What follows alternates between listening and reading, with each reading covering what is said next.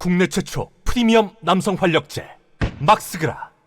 우리나라 이미 망해 있는 상황이에요. 너는 이미 죽어있다. 오마이와 신데이루 북두신권의 명대사가 생각이 날 정도로 이미 망해 있는 상황이고 죽어있는 상황인데 폭발만 안 하는 상태예요. 산소호흡기 연명 치료하고 있는 거예요. 부동산이 이렇게 폭망이니 SBS의 대주주가 태영건설이죠. 지금 태영건설도 위험한 상황인데 만 90세인 윤세영 태영그룹 창업 회장이 90세에 경영에 복귀했대요. 얼마나 똥줄 타는 상황인지 느낌이가 오시죠. 만 90세의 창업자가 등판했어요. 내 회사 살려야 돼 이러면서. 근데 SBS도 됐다 잘 됐다. SBS가 이재명 죽이겠나 했었죠. 망해라 망해라. 태영그룹은 태영건설의 유동성 문제를 해결하기 위해 그룹 차원에서 올해 8천억 원 이상 자금을 조달했다. 지주회사인 TY홀딩스가 알짜 자회사인 태영인더스트리를 추가 매각하는 자구책과 사업 구조 조정을 강도 높게 추진 중이다. 5년 만에 경영에 복귀하는 윤세영 회장은 그룹 전체의 경영을 총괄할 것으로 보여진다. 90세 창업자가 나선다고 이 불경기를 슬그럽게 막을 수 있을까? 불가능하다고 보여집니다. 잘 됐네요. 인과응보네요. 신용위기 커지는 태영건설 재무구조 개선이 요원된다. 한신평, 한기평에서 4년 만에 신용등급을 A-로 강등시키고 태영건설이 부동산 PF로 2.4조, 2조 4천억까지 썼는데 재무 부담이 급증되고 또 주가도 1년 전에 비해서 반토막 수준으로 내려가고 다 됐네요.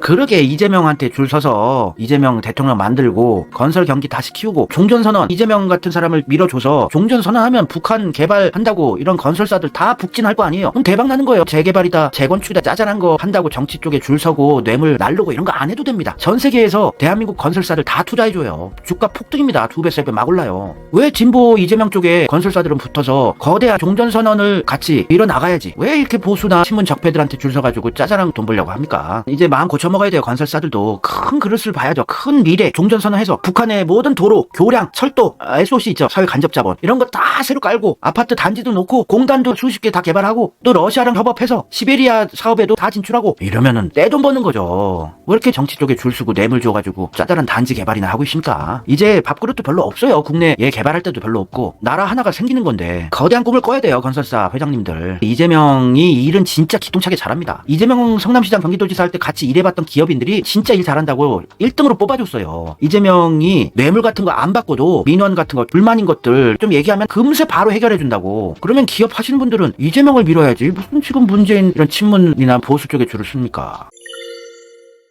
태영건설이 지금 위험하대요. 그룹 주력 건설사 태영건설이 유동성 위기로 자산 매각을 지금 추진 중이라고 합니다. 잘 됐다 잘 됐다 얼레리 꼴레리. 골프장 관계자가 지금 태영건설이 워낙 어려우니까 이건 빨리 정리를 안 하면 안 된다고 하더라고요. 골프장도 이제 팔려고 내놨대요. 원래 기업가들 돈 벌면 골프 좋아하니까 골프장 사업하고 싶어서 로망 아닙니까? 기업가들의 로망 골프장 갖고 있기. 근데 이것도 내놨다 그래요. 하여튼 지금 고금리라서 PF 대출이다 뭐다 수천억 수조 막 땡겼던 건설사들 또 저축은행 증권사 죽기 직전이에요. 이미 폭발해도 이상하지 않은 상황인데 지금 윤석열 정권에서 산소호흡기만 달아주고 살려놓고 있는 상황이에요. 총선 전까지만. 그래서 이자도 못 갚는 한계 기업들이 속출하고 있어요. 한계 기업이란 게 뭐냐면 이자 보상 배율이 3년 연속 1 미만인 업체. 그러니까 영업이익으로 이자를 못 내는 거예요. 이자보다 이익이 낮다는 얘기죠. 이런 한계 기업들이 속출하고 있으니 건설업도 지금 시한부 생명이죠. 부산에 제가 알고 있는 사업가가 나경원 등 국힘에 뇌물 안 주면 사업 자체를 못한다고 고백함. 아이 그거 다 아는 얘기예요. 저는 건설업이 어떻게 돌아가는지 빠삭하게 알고 있어요. 일만 따오면은 건설회사가 모든 중장비다 뭐다 다 갖고 있는 게 아니고 따오면은 그 밑에 다 하청들이 있어요. 설계해주는 회사 뭐 해주는 회사 다 있고 그냥 일만 따오는 게 그게 건설회사예요.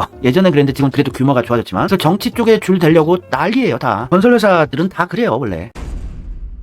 지금 건설사 다 망하기 시작이다. 울산에 건설업 한계 기업의 비중이 20%예요. 지금 버는 돈이 은행 이자 낼 돈도 못 내는 기업들이 20%예요. 5개 중 하나.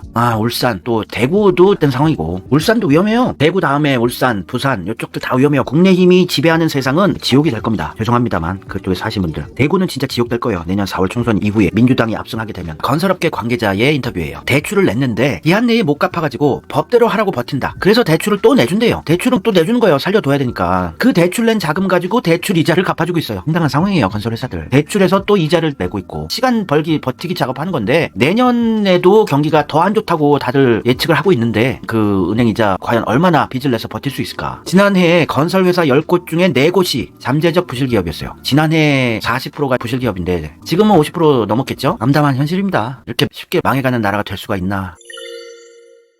근데 SBS는 대형건설은 망해야 돼요. 왜냐면 저희들은 이재명 지지하는 사람들 아닙니까? 이재명 조직했던 SBS 그것이 알고 싶다. 얘네들 망해야 돼요. 망해서 여기 PD들 기자들 무직으로 치킨집 창업해야 돼요. 경기 성남 지역에서 활동하는 성남국제 마피아파의 조직원이자 파타야 살인사건의 유력 용의자 김형진에 대해 잘 알고 계시거나 중국산 전자제품 수입 판매 회사인 코마트레이드 임직원의 연락을 기다립니다. 성남국제 마피아파에 대해 잘 알고 계시거나 정치인과의 유착 의혹에 대해 사실을 알고 계신 제보자의 연락을 기다립니다. 그것이 알고 싶다 해서 이재명 흔하게 죽이게 했었어요. 왜냐면 태형건설이 본사가 고양시 일산 동구에 있어요. 경기도에 있지 않습니까? 경기도지사로서 태형건설 크게 돈벌이 하는 거 자꾸 견제하고 그러니까 걸리적거리죠. 이렇게 깨끗한 경기도지사가 있고 이러면. 하여튼 건설 적폐가 제일 싫어하는 게 이재명이에요. 이재명 막 죽이려고 조폭들이 협박하고 이래서 가스총 사고 다녔죠. 이재명 성남시에서 변호사 할 때. 근데 이 건설업체들은 이재명을 몰빵 지지해서 미래의 거대한 꿈을 꿔야 돼요.